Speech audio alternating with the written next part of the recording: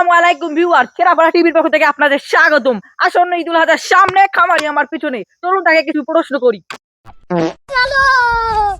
ভাই, আপনার গরু কি এবার কোরবানিতে বিক্রি হবে? আল্লাহর হুকুমে হইবে।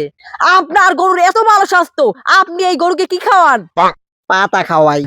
পাতা তো সবাই খাওয়ায়। সবাই খাওয়ায় কাঁচা পাতা, আমি খাওয়াই শুকনো পাতা।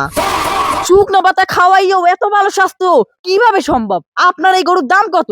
একদম 72 লাখ। কি? আপনার এই গরুর দাম 72 লাখ টাকা কিভাবে সম্ভব? আমার এইটা যেই সেই গরু না, এটা আমেরিকান গরু। হ্যাঁ, কেমনে?